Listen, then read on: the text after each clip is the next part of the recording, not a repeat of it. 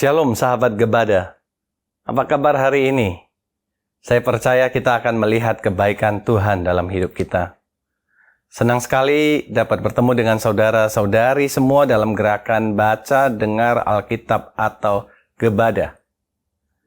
Bacaan kita hari ini dari kitab 2 Raja-Raja pasal 4 sampai 5 menghadirkan kisah-kisah inspiratif tentang pelayanan dan kuasa Tuhan melalui Nabi Elisa. Kitab 2 Raja-Raja 4 dapat kita sebut sebagai pasal tentang mujizat yang dilakukan Elisa. Pertama, kita melihat bagaimana Elisa memperlihatkan belas kasih dan kuasa Tuhan melalui mujizat minyak. Seorang janda yang putus asa datang mencari Elisa untuk meminta pertolongan karena terlilit hutang. Dengan penuh kasih, Elisa menyatakan mujizat Tuhan melalui sebuah buli-buli yang berisi minyak, mengisi bejana-bejana dengan minyak hingga penuh. Mujizat ini mengingatkan kita akan kuasa Tuhan yang berlimpah dalam memenuhi kebutuhan kita. Kisah wanita kaya di Sunem yang diberkati dengan seorang anak laki-laki oleh Elisa menjadi bukti nyata bahwa iman dan pengabdian kepada Tuhan tidak pernah sia-sia. Ketika anaknya meninggal, dia tidak putus asa, tetapi dengan iman yang teguh, dia mencari Elisa, Nabi Allah. Kesaksian imannya dibalas dengan mujizat Tuhan yang luar biasa. Saat anaknya yang telah mati hidup kembali, ini mengajarkan kita pentingnya mempercayakan segala sesuatu kepada Tuhan, sekaligus menyadarkan bahwa Dia memiliki kuasa untuk mengubah segala sesuatu. Dalam kisah tentang labu liar yang diracuni, Elisa sekali lagi memperlihatkan kuasa Tuhan yang besar dalam menyelamatkan hidup manusia. Dengan menyatakan mujizat melalui roti jelai dan gandum baru. Elisa memberi makan 100 orang dan menyelamatkan mereka dari racun.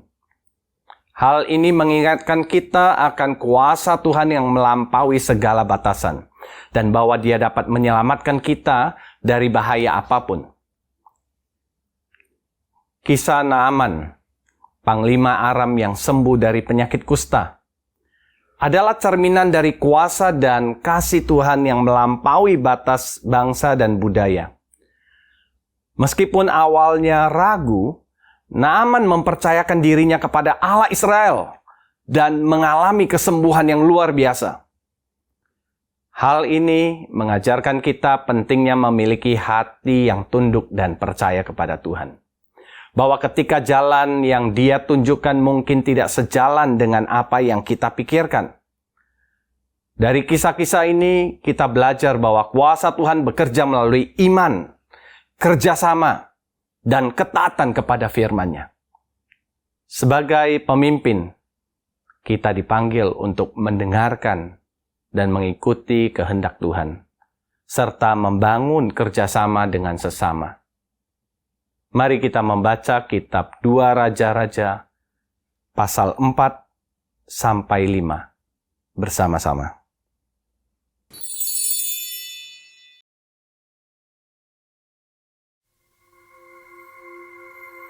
Salah seorang dari istri-istri para nabi mengadukan halnya kepada Elisa sambil berseru, "Hambamu, suamiku sudah mati. Dan engkau ini tahu bahwa hambamu itu takut akan Tuhan. Tetapi sekarang penagih hutang sudah datang untuk mengambil kedua orang anakku menjadi budaknya." Jawab Elisa kepadanya, "Apakah yang dapat kuperbuat bagimu? Beritahukanlah kepadaku apa-apa yang kau punya di rumah." Berkatalah perempuan itu, "Hambamu ini tidak punya sesuatu apapun di rumah. kecuali sebuah buli-buli berisi minyak. Lalu berkatalah Elisa, Pergilah, mintalah bejana-bejana dari luar, daripada segala tetanggamu, bejana-bejana kosong, tetapi jangan terlalu sedikit. Kemudian masuklah, tutuplah pintu sesudah engkau dan anak-anakmu masuk. Lalu tuanglah minyak itu ke dalam segala bejana. Mana yang penuh, angkatlah. pergilah perempuan itu daripadanya. Ditutupnyalah pintu sesudah ia dan anak-anaknya masuk. Dan anak-anaknya mendekatkan bejana-bejana kepadanya, sedang ia terus menuang. Terima kasih Tuhan. Ketika bejana-bejana itu sudah penuh, berkatalah perempuan itu kepada anaknya. Dekatkanlah kepadaku sebuah bejana lagi. Tetapi jawabnya kepada ibunya. Tidak ada lagi bejana. Lalu berhentilah minyak itu mengalir. Kemudian pergilah perempuan itu memberitahukannya kepada abdi Allah, dan orang ini berkata, Pergilah, jualah minyak itu, bayarlah hutangmu, dan hiduplah dari lebihnya, engkau serta anak-anakmu. Pada suatu hari, Elisa pergi ke Sunem. Di sana tinggal seorang perempuan kaya yang mengundang dia makan. Dan seberapa kali ia dalam perjalanan, singgahlah ia ke sana untuk makan. Berkatalah perempuan itu kepada suaminya, Sesungguhnya aku sudah tahu bahwa orang yang selalu datang kepada kita itu adalah abdi Allah yang kudus. Baiklah kita membuat sebuah kamar atas yang kecil yang berdinding batu. Dan baiklah kita menaruh di sana baginya sebuah tempat tidur, sebuah meja, sebuah kursi, dan sebuah kandil. Maka apabila ia datang kepada kita, ia boleh masuk ke sana. pada suatu hari datanglah ia ke sana. Lalu masuklah ia ke kamar atas itu dan tidur di situ. Kemudian berkatalah ia kepada Gehazi, bujangnya. Panggillah perempuan Sunem itu. Lalu dipanggilnyalah perempuan itu, dan dia berdiri di depan Gehazi. Elisa telah berkata kepada Gehazi, Cobalah, katakan kepadanya, sesungguhnya engkau telah sangat bersusah-susah seperti ini untuk kami. Apakah yang dapat kuperbuat bagimu? Adakah yang dapat kubicarakan tentang engkau kepada raja atau kepala tentara? jawab perempuan itu. Aku ini tinggal di tengah-tengah kaumku. Kemudian berkatalah Elisa, Apakah yang dapat kuperbuat baginya? jawab Gehazi, Ia tidak mempunyai anak, dan suaminya sudah tua. lalu berkatalah Elisa. Panggillah dia. Dan sesudah dipanggilnya, berdirilah perempuan itu di pintu. Berkatalah Elisa, Pada waktu seperti ini juga, tahun depan, engkau ini akan menggendong seorang anak laki-laki. tetapi jawab perempuan itu, Janganlah tuanku, ya abdi Allah. Janganlah berdusta kepada hambamu ini. mengandunglah perempuan itu, lalu melahirkan seorang anak laki-laki pada waktu seperti itu juga, pada tahun berikutnya, seperti yang dikatakan Elisa kepadanya. Setelah anak itu menjadi besar, pada suatu hari keluarlah ia mendapatkan ayahnya di antara penyabit-penyabit gandum. Tiba-tiba menjeritlah ia kepada ayahnya. Aduh, kepalaku, kepalaku. Lalu kata ayahnya kepada seorang bujang, Angkatlah dia dan bawa kepada ibunya. diangkatnyalah dia, dibawanya pulang kepada ibunya. Duduklah dia di pangkuan ibunya sampai tengah hari, tetapi sesudah itu matilah dia. Lalu naiklah perempuan itu, dibaringkannyalah dia di atas tempat tidur abdi Allah itu. Ditutupnyalah pintu dan pergi, sehingga anak itu saja di dalam kamar. Sesudah itu, ia memanggil suaminya serta berkata, Suruh kepadaku salah seorang bujang dengan membawa seekor keledai betina. Aku mau pergi dengan segera kepada abdi Allah itu dan akan terus pulang. Berkatalah suaminya, Mengapakah pada hari ini engkau hendak pergi kepadanya? Padahal sekarang bukan bulan baru dan bukan hari Sabat. jawab perempuan itu. Jangan khawatir. Dipelanainya lah keledai itu dan berkatalah ia kepada bujangnya, Tuntunlah dan majulah. Jangan tahan-tahan aku dalam perjalananku, kecuali apabila ku katakan kepadamu. Demikianlah perempuan itu berangkat dan pergi kepada abdi Allah di Gunung Karmel. Segera sesudah abdi Allah melihat dia dari jauh, berkatalah ia kepada Gehazi bujangnya, Lihat, perempuan Sunem itu datang. Larilah menyongsongnya dan katakanlah kepadanya, Selamatkah engkau? Selamatkah suamimu? Selamatkah anak itu? Jawab perempuan itu. Selamat. Dan sesudah ia sampai ke gunung itu, dipegangnya lah kaki abdi Allah itu. Tetapi Gehazi mendekat hendak mengusir dia. Lalu berkatalah abdi Allah, Biarkanlah dia. Hatinya pedih. Tuhan menyembunyikan hal ini daripadaku, tidak memberitahukannya kepadaku. Lalu berkatalah perempuan itu, Adakah kau minta seorang anak laki-laki daripada Tuhanku? Bukankah telah kukatakan, jangan aku diberi harapan kosong? Maka berkatalah Elisa kepada Gehazi, Ikatlah pinggangmu, bawalah tongkatku di tanganmu dan pergilah. Apabila engkau bertemu dengan seseorang, janganlah beri salam kepadanya. Dan apabila seseorang memberi salam kepadamu, janganlah balas dia. Kemudian taruhlah tongkatku ini di atas anak itu.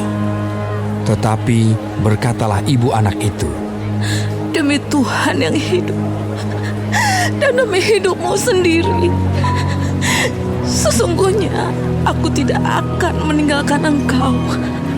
Lalu bangunlah Elisa dan berjalan mengikuti perempuan itu. Adapun Gehazi telah berjalan mendahului mereka dan telah menaruh tongkat di atas anak itu. Tetapi tidak ada suara dan tidak ada tanda hidup. Lalu kembalilah ia menemui Elisa serta memberitahukan kepadanya. Katanya, Anak itu tidak bangun. dan ketika Elisa masuk ke rumah, ternyata anak itu sudah mati dan terbaring di atas tempat tidurnya. Sesudah ia masuk, ditutupnyalah pintu, sehingga ia sendiri dengan anak itu di dalam kamar. Kemudian berdoalah ia kepada Tuhan.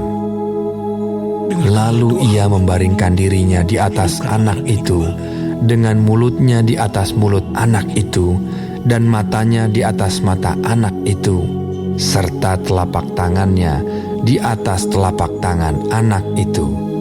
Dan karena ia meniarap di atas anak itu, maka menjadi panaslah badan anak itu. Sesudah itu, ia berdiri kembali dan berjalan dalam rumah itu sekali ke sana dan sekali ke sini. Kemudian meniarap pulalah ia di atas anak itu. Maka bersinlah anak itu sampai 7 kali, lalu membuka matanya.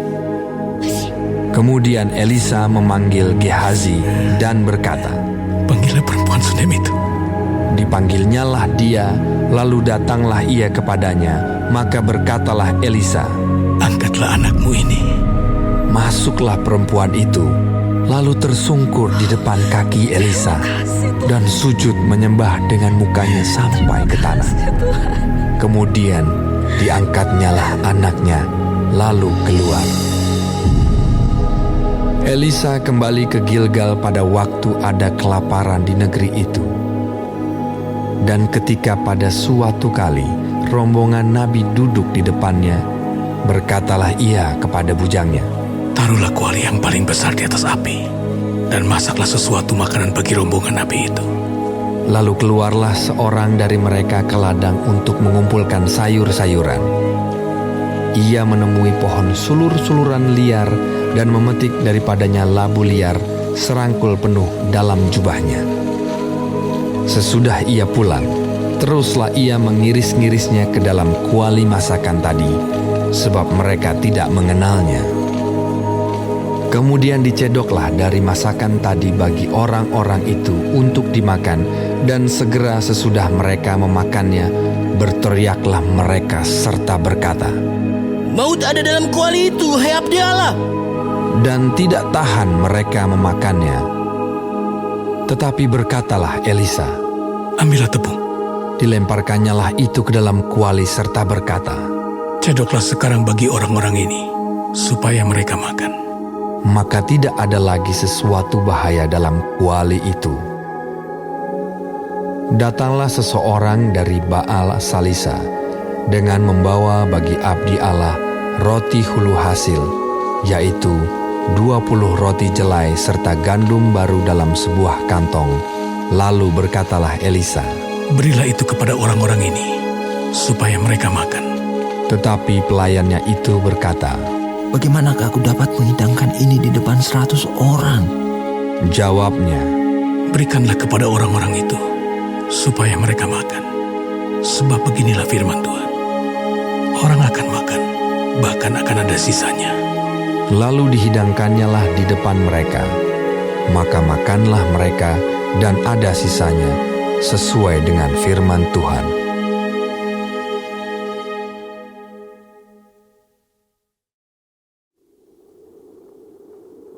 Naaman, panglima Raja Aram, adalah seorang terpandang di hadapan tuannya dan sangat disayangi.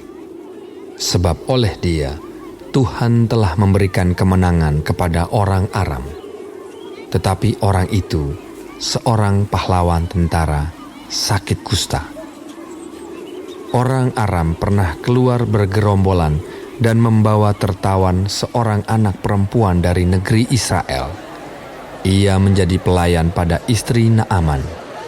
Berkatalah gadis itu kepada nyonyanya, Sekiranya tuanku menghadap nabi yang di Samaria itu, maka tentulah nabi itu akan menyembuhkan dia dari penyakitnya.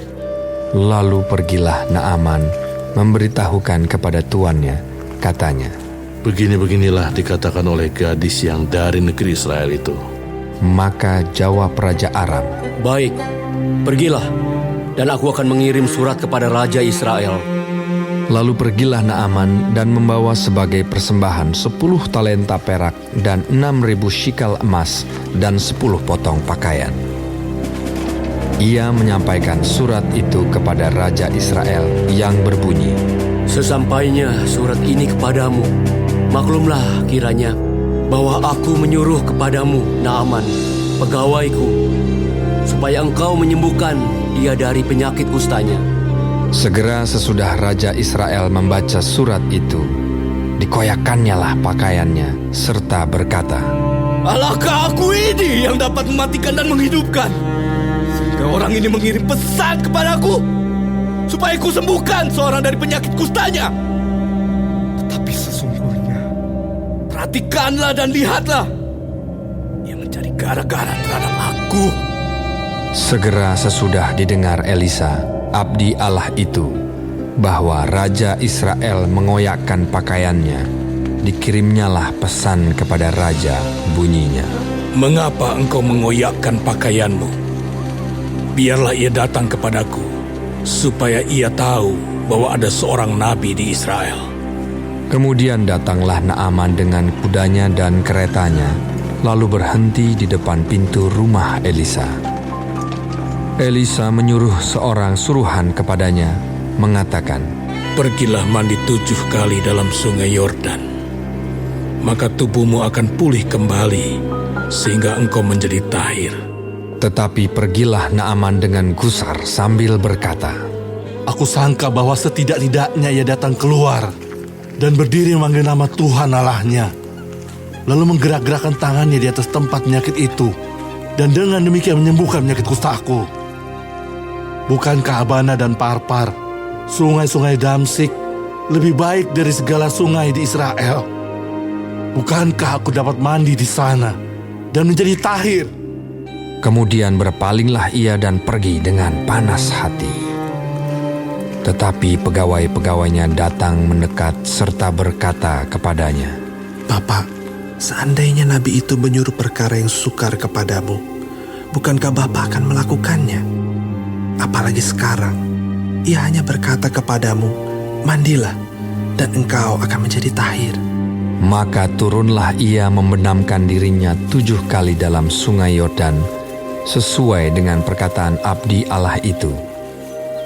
Lalu pulihlah tubuhnya kembali seperti tubuh seorang anak dan ia menjadi tahir. Kemudian kembalilah ia dengan seluruh pasukannya kepada abdi Allah itu. Setelah sampai, tampillah ia ke depan Elisa dan berkata, Sekarang aku tahu bahwa di seluruh bumi tidak ada Allah kecuali di Israel. Karena itu, terimalah kiranya suatu pemberian dari hamba-Mu ini. Tetapi Elisa menjawab, Demi Tuhan yang hidup, yang di hadapannya aku menjadi pelayan, sesungguhnya aku tidak akan menerima apa-apa. Dan walaupun Naaman mendesaknya supaya menerima sesuatu, ia tetap menolak.